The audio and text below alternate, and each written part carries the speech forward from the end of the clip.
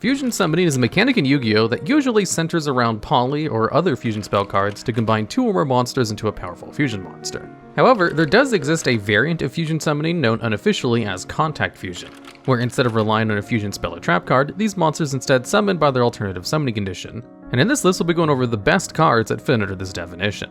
And at number 10, we have the Blue Eyes Twin Burst Dragon, a level 10 fusion monster with the classic Blue Eyes stat line of 3000 attack and 2500 defense. Twin Burst can be summoned normally by using polymerization or with its alternative summoning condition, sending 2 Blue Eyes White Dragons from your field to the graveyard. It's both a defensive threat, since it can't be destroyed by battle, and an offensive one, as not only can it attack monsters twice each battle phase, but if it attacks a monster and that monster isn't destroyed by battle, you can banish that monster. This effect is quite strong. It bypasses a lot of protection monster cards usually have, other than being outright unaffected since it doesn't target and doesn't destroy. And because Twin Burst can attack twice, it can either be used to deal with a field of problematic or hard to outboss monsters, or to deal a lot of damage and potentially OTK your opponent by attacking 2 low attack monsters.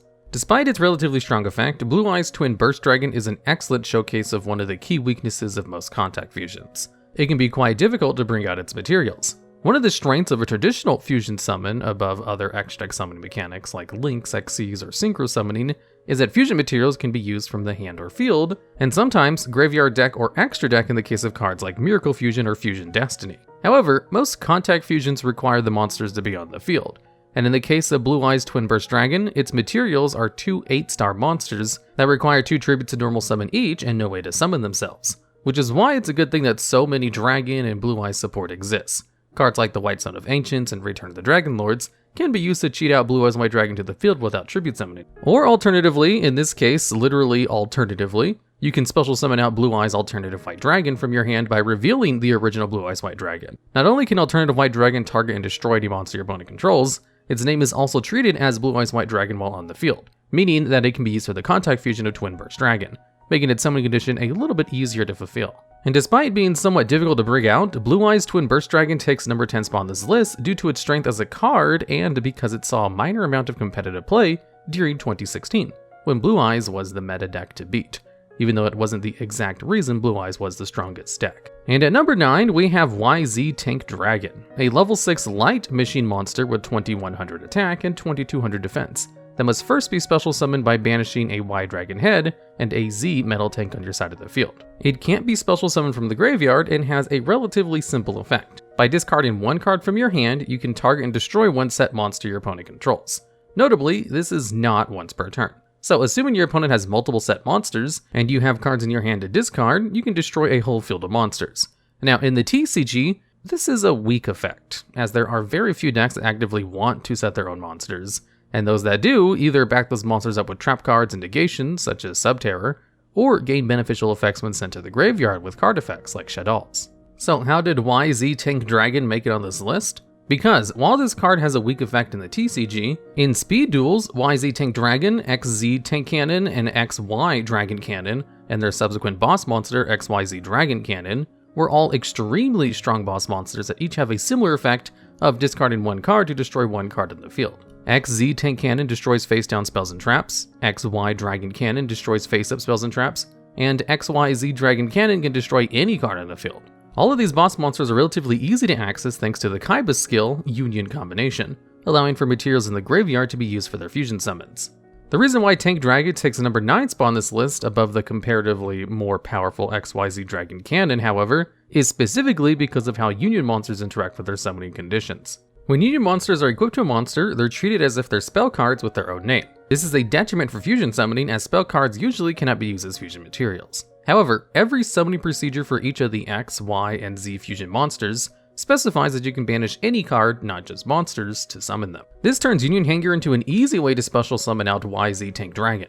Union Hanger allows you to add any light machine Union monster from your deck to your hand, and if you normal summon a light machine Union monster, you can equip that monster with 1 appropriate light machine Union monster from your deck. And notably, Y Dragon Head is the only light machine Union monster in speed duels which has an appropriate monster to equip itself, Z Metal Tank, which can't equip to Y Head Cannon via the effective Union Hanger, as X Head Cannon is not a Union monster. So, the easiest to summon out without use of Union Combination is YZ Tank Dragon, and its effect is actually quite relevant in speed duels, where setting monsters like DD Warrior Lady is a lot more common. Yet despite its strength in speed duels, the card only takes the number 9 spot on this list. As in the TCG, it currently only sees play in specific Ojama builds designed to turbo out A to Z Dragon Buster Cannon, in combination with another fusion monster that uses unions that we'll be talking about later on this list. And at number 8, we have Gladiator Beast Gyzarus. Gyzarus is a level 6 fusion monster belonging to the Gladiator Beast archetype, a deck characterized by both their ability to special summon monsters from the deck after they battle,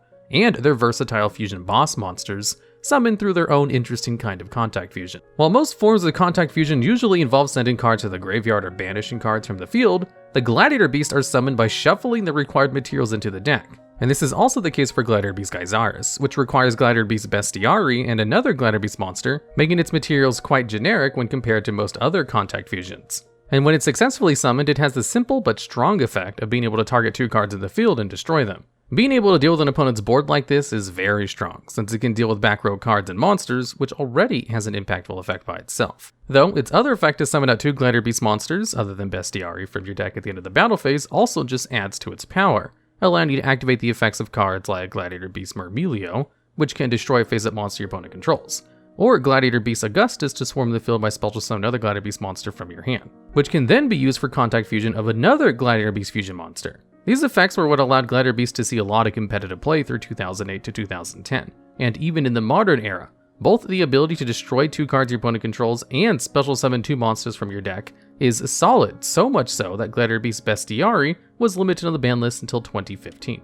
Although in the modern era, while this card has its uses, it has no way to bypass the protection of some boss monsters, and despite its materials being somewhat generic, it's difficult to summon, especially if the opponent has no low attack monsters to run over with Gladiator Beast so they can special summon Bestiari from the deck. Regardless, Gladiator Beast Gyzarus takes number 8 spot on this list for its historic use and viable effect, even though there are now other Gladiator Beast fusion monsters which are a little bit more suited to the current metagame, such as Gladiator Beast Domitianus and Gladiator Beast Tamer Editor. And at number 7, we have Dinoster Power, the Mighty Dracoslayer, a level 8 fusion monster which can only be special summoned from the extra deck by tributing a Dracoslayer Pendulum monster and any other Pendulum monster on the field. It has a protection effect for all Pendulum cards, whether they're set as scales or on the field as monsters, preventing them from being destroyed by card effects, while also having the ability to special summon a Dracoslayer Pendulum monster from your hand or graveyard, with the only stipulation the monster cannot be used as a fusion material. Now, usually it's quite difficult to put Pendulum cards in your graveyard, as when they leave the field, they're supposed to go to the extra deck face up so they can be Pendulum summoned back. In fact, that's the reason why Dinoster's summoning requirement specifically tributes Pendulum monsters. And at first glance, it appears that Dinoster Power's ability to summon from the hand or graveyard has little use.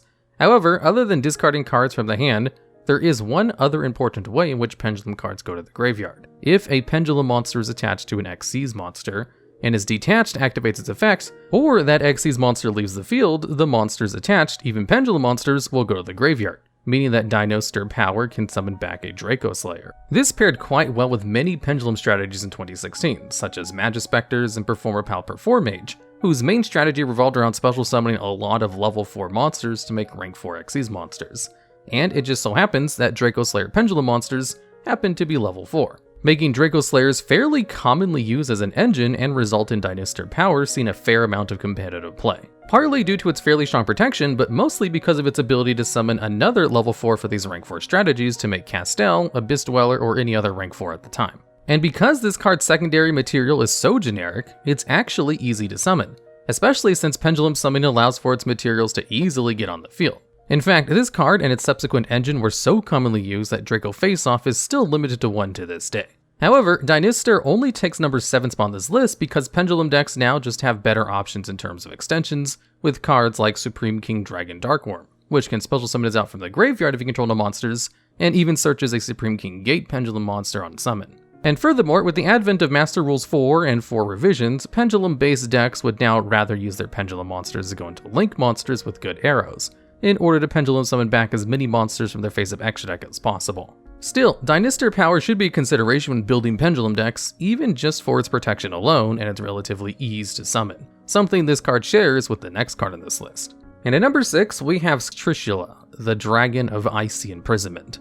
Though not an Ice Bearer monster or a Synchro monster for that matter, it does share its level and stat line of 2700 attack and 2000 defense with the original Trishula. This fusion variant of Trishula requires 3 monsters with different names to be summoned, and can be summoned using polymerization or by banishing the monsters you control from the field. Now, if Trishula was summoned using any monster that wasn't originally a dragon, then it's essentially a vanilla beatstick. But if it was summoned using only monsters whose original type were dragon, you get to banish one card from your deck, one card from the top of your opponent's deck, and finally one card from your opponent's extra deck. Being able to snipe an extra deck monster like this is fairly strong, and isn't given to many cards, and most of the time requires heavy investment to go into, or requires your extra deck to be targeted towards a specific matchup, like in the case of Ghost Reaper and Winter Cherries. And being able to potentially mill a specific engine piece from the top of your opponent's deck can be annoying, though it is incredibly situational. The main strength of this card's effect, however, is being able to banish any monster from your own deck. Usually, banishing cards is a detriment, as banished cards are fairly hard to interact with, but with Trishula, you can send specific cards that triggered when they're banished. When this card saw play for its banishing effect, it would banish a Thunder Dragon monster from the deck, and Thunder Dragon monsters gain their effects when they're banished, allowing them to special summon a Thunder Dragon monster from the deck, or add one to the hand, and potentially extend into a couple of other cards that will be mentioned later on in this list. Now, you may be thinking that while this effect is somewhat interesting for extension, summoning it with only dragons seems like a pretty difficult thing to do, and you would be correct. But you might be surprised to know that the main reason it saw play in most decks wasn't because of its effect at all. It was specifically because it was an easy to access level 9 monster, which meant you could easily have it extend into true King of all calamities, a rank 9 monster that is now on the ban list due to how oppressive its ability to prevent monster effects was. Nowadays, Trishula, the Dragon of Icy Imprisonment, doesn't really see any competitive play in the TCG, which is why it only takes the number 6 spot. But it is a viable enough option in Duel Links if you want to play a Thunder Dragon strategy to banish your own cards, and was one of the only ways to get monsters off of their side of the field when they were set with Floodgate Trap Hole. And speaking of other Thunder monsters, swooping in at number 5, we have Ritual Beast Ulti-Cannahawk, a level 6 Wind Thunder monster that can only be special summoned by banishing one Ritual Beast Tamer monster and a Ritual Beast monster you control. At first glance, this card's effect is simple. It has two key parts, the first being a soft once per turn, where you can target 2 banished Ritual Beast cards and return them to the graveyard to add a Ritual Beast card from your deck to your hand. And the second, that during either player's turn, you can target a banished Spiritual Beast or Ritual Tamer monster and special summon them both in defense position. Where this card gets complicated is how these two effects interact with one another, and is a lesson in problem-solving card decks. Usually, if something were to happen to targeted banished cards, such as both of them being special summoned using Ulti-Cannahawk's second effect to tag out, then you will not get a chance to search a Ritual Beast card. This is because Ulti-Cannahawk's first effect reads, "and if you do." This means that in order for the search to occur, a targeted card must be returned to the graveyard so that you can't use a second effect to target both of your banished cards. Although Ulti-Cannahawk says return them to the graveyard and not return those targets to the graveyard, this means that if something only happens to one of those monsters, the other will still return to the graveyard. So what would often happen with Ulti-Cannahawk is that someone would normal summon a Ritual Beast Tamer Elder, using your extra normal summon from Elder to normal summon Ritual Beast Cannahawk, and banish one Ritual Beast monster from your deck, and then go into Ulti-Cannahawk by banishing the 2 ritual monsters you controlled. Then you would activate the first effect of Ulti-Cannahawk to target 2 of your 3 banished monsters, and then use the quick effect of Ulti-Cannahawk to special summon one of those targeted monsters and the other monster you didn't target with the first effect. This will then special summon back the 2 banished monsters, and then return the last banished monster to the graveyard, still allowing you to get your search to either grab cards to extend or interruptions like Ritual Beast D. And because it returns its cost, you can also use this effect to dodge targeted negations like Infinite Impermanence or Forbidden Chalice, virtually guaranteeing a large amount of advantage unless its activation was negated. Ulti-Cannahawk saw a lot of competitive play during 2015, and was actually used as a counter pick towards Necron's decks. In fact, it was so popular that Ulti-Cannahawk was limited towards the end of 2015, and has only recently come off the list as late as 2020. There is some speculation that the reason why this card even got limited in the first place was due to how long Ritual Beast turns were, rather than the card being an issue, as you could continuously keep using Ulti-Cannahawk over and over since the card doesn't have a hard once per turn, which extends turns for a long while if you keep comboing off. Regardless of the reason, Ulti-Cannahawk has earned its time in the ban list, and at the number 5 spot on this list. Roaring in at number 4 is Thunder Dragon Titan, a level 10 light thunder monster with a behemoth of an attack stat of 3200 with the same defense. It has 2 easy to understand but amazing effects. The first being that whenever a Thunder monster in hand activates its effect, you can destroy one card in the field. And it's important to note that this effect doesn't target and isn't once per turn. So you could, in theory, continually keep using the effects of cards like Thunder Dragon Dominatrix, or even the original Thunder Dragon to gain the beneficial effects while destroying cards in the field and bypassing some protections. And furthermore, it's difficult for your opponent to out, as not only does it have a huge attack stat, if Titan would be destroyed by a card effect, you can banish 2 cards from your graveyard instead. And if those cards happen to be Thunder Dragon monsters, you'll get to trigger their beneficial effects. It should also be noted this effect isn't once per turn, meaning that as long as you have cards to banish, it's essentially a destruction immune monster. So what do you have to do to gain access to these interesting effects? If you're summoning it with polymerization, it's a large investment as it requires 3 Thunder Dragon monsters. But the main way this card was summoned during the time it saw competitive play, other than using Thunder Dragon Fusion, was by its summoning condition, by banishing 1 Thunder monster from your hand and 1 Thunder Fusion monster from your field, apart from Titan himself. This seems like a hard but fair trade-off at first, since you need to invest materials to get another Fusion monster on the field and banish a card from your hand in order to gain access to Titan. But there's no stipulation that the Fusion monster must be a Thunder Dragon monster, or even an effect monster for that matter. So back during 2018 and 2019, when Thunder Dragon was at its peak, you could use Instant Fusion, which was at 3 at the time, in order to special summon out Kaminari from your extra deck, a vanilla Fusion monster whose main strength was that it just so happened to be the only Thunder monster you could summon with Instant Fusion, which allowed you to summon out Titan easily and potentially extend by banishing a Thunder Dragon monster from your hand. And if you have room in your extra deck, this is still a pretty viable combo to this day, as even while Instant Fusion has been limited, Kaminari is a non-effect Fusion monster, meaning it can be summoned by the unlimited Ready Fusion, which essentially has the same effect as Instant Fusion but can only summon level 6 or lower non-effect Fusion monsters. Fitting for its protection effect, Thunder Dragon is a deck that hasn't really died and is still completely viable to this day, which explains why it's so high on this list. In fact, it's seen a fair amount of play in the OCG, though that may be due to a certain card they have access to that people in the TCG don't, which may or may not be discussed later on in this list. And barging at number 3 is the cousin of the XYZ Dragon Cannon, ABC Dragon Buster, a level 8 light machine monster with 3000 attack and 2800 defense.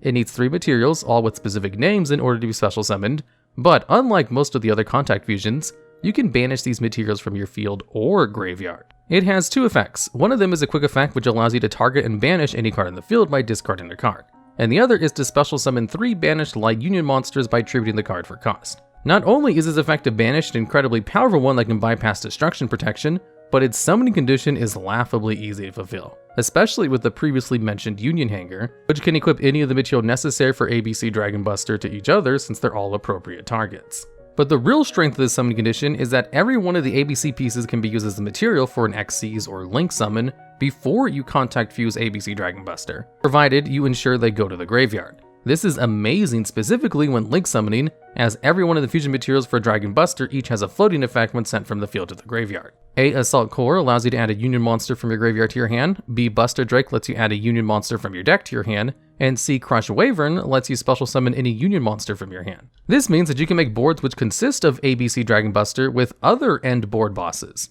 with some of the strong accomplices being Appaloosa Bo the Goddess, or even something deceptively strong such as IP Masquerena, which combos quite nicely with the second effect of Dragon Buster, since you can tag out Dragon Buster, special summon other 3 materials you use for its summon, and then you can use Masquerena's effect to tag into another Link boss monster, like the aforementioned Appaloosa or even Underworld Goddess by using your opponent's monsters as material, all while gaining card advantage from the graveyard effects of your Union monsters.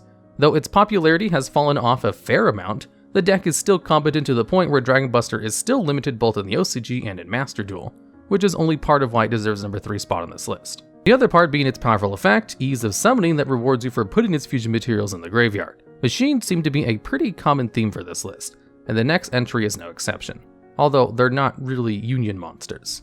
And at number 2, we have a double whammy of Chimeratech Megafleet Dragon and Chimeratech Fortress Dragon. These are both dark machine monsters with 0 attack and defense, and both require a Cyber Dragon monster as a material. In the case of Chimeratech Megafleet Dragon, you can use any monster with Cyber Dragon in its name, while the Fortress Dragon must be the original Cyber Dragon monster, or a monster that treats itself as Cyber Dragon while on the field. Regardless, both of these cards are able to contact fuse using cards from either player's field, essentially as a super polymerization for their specific niche, with Fortress Dragon specifically fusing with machines, and Megafleet Dragon fusing with any monster in the extra monster zone. In fact, it could be argued that this is even better than super polymerization, as unlike super polymerization, you can contact fuse away unaffected monsters, like Super Quantal Mech King Great Magnus, a machine, or the Arrival Cyber's Attic Nister, which is usually in the extra monster zone. These can both be sent to fulfill either Fortresses or Megafleet summoning conditions, with the added bonus that each of these monsters gain original attack, depending on the number of fusion materials used,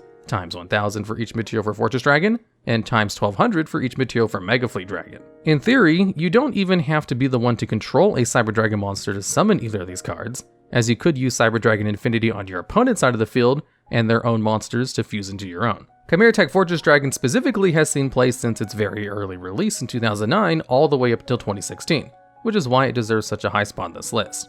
Whenever there was a particularly strong machine deck in the meta, people would side deck cards like System Down, or the original Cyber Dragon to deal with a whole board of machine monsters, and it still sees play in Cyber Dragon lists to this day, although the tech option of splashing in Cyber Dragon is a lot less common. Chimeratech Megafleet Dragon still sees play in the modern Cyber Dragon list, and although it didn't see as much competitive play as its older brother, it still deserves a spot alongside it, as a great board-breaking tool that can deal with some of the most powerful link bosses in the game while also summoning out a high attack monster, though that probably won't help deal with the number 1 card on this list. And at number 1, we have Dragon Colossus. This card can be special summoned with a fusion spell like normal, using the original Thunder Dragon and any Thunder Dragon monster as its materials.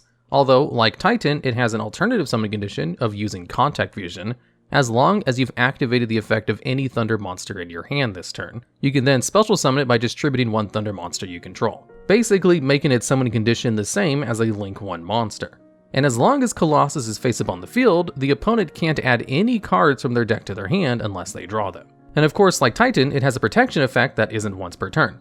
If Colossus would ever be destroyed by battle or card effect, you can banish one card from your graveyard instead. In Yu-Gi-Oh!, adding specific cards from your deck to your hand is one of the most powerful effects a card can have, even more so than just drawing for pure card advantage, as searching allows you to find specific combo pieces, like in the case of Elemental Hero Stratos, or cards to help break boards like Sky Striker Mobilize Engage, which is why people often play cards like Ash Blossom Enjoy Spring or Droll and Lockbird to prevent searching. And Colossus prevents these effects from being activated in the first place, and can essentially shut down an opponent's turn if they have no way to deal with its effect. And even if they do manage to draw a card that could destroy Colossus, the opponent could just banish any card from the graveyard or prevent him from dying and keep the floodgate online, even gaining advantage if they happen to banish a Thunder Dragon monster in the process.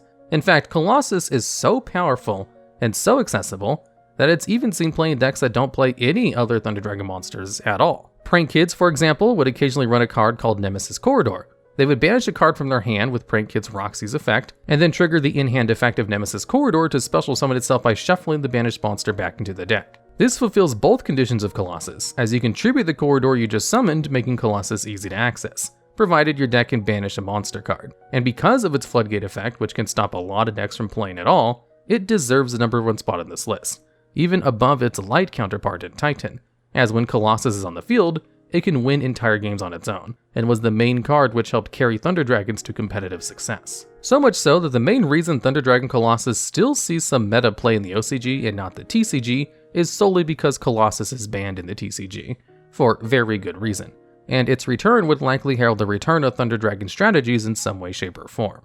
Alright, and that's the list. If you know of any other Contact Fusion monsters I may have missed, or have ideas for future videos just like these ones, let us know down in the comments.